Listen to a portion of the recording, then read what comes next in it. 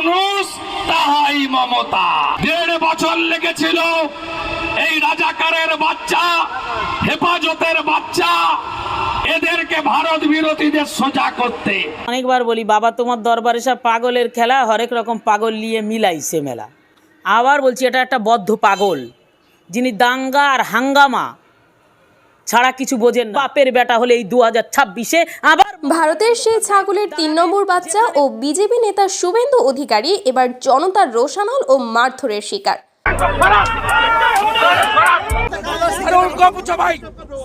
আপনি কি জুতো মেরেছেন?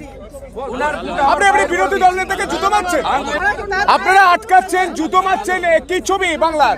নন্দীগ্রামে ঘটল এক নজিরবিহীন ঘটনা, জুতা দিয়ে মারল বিক্ষুব্ধ জনতা। ঘটনাটি ঘটে সোমবার নন্দীগ্রামের একটি পথসভায়। সম্প্রতি শুভেন্দু অধিকারী ভারতীয় পার্লামেন্টে বাংলাদেশকে নিয়ে বিভিন্ন আপত্তিকর ও উস্কানিমূলক বক্তব্য দেন।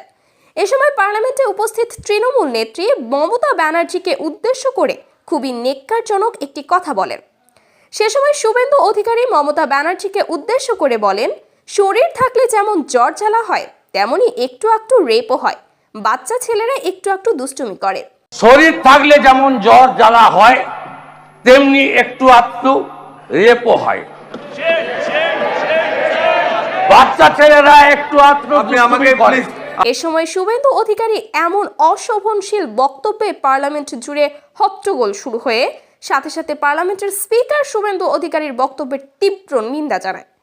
বিজেপি নেতা শুভেন্দু অধিকারী তৃণমূল নেত্রী মমতা ব্যানার্জিকে এমন আপত্তিকর কথা বলার জেরে তৃণমূল কংগ্রেসের নেতাকর্মী ক্ষুব্ধ হয়ে নন্দীগ্রামে শুভেন্দু অধিকারীর ওপর চড়াও হয়ে তার উপর হামলা চালায়। এক পর্যায়ে শুভেন্দু অধিকারীর বিজেপি নেতাকর্মী ও মমতা ব্যানার্জির তৃণমূল কংগ্রেসের নেতা কর্মীদের মধ্যে শুরু হয় ধস্তাধস্তি ও মারামারি।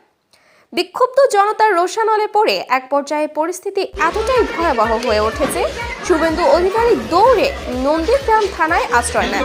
নিজের জীবনের নিরাপত্তার জন্য তিনি পুলিশের ওপর সম্পূর্ণ নির্ভরশীল হয়ে পড়েন। এ সময় উপস্থিত তৃণমূল কংগ্রেসের একজন নেত্রী শুভেন্দুর ওপর ক্ষুব্ধ হয়ে বলেন, এই শুভেন্দুর কারণে এখন আমাদের পশ্চিমবঙ্গের অচল অবস্থা।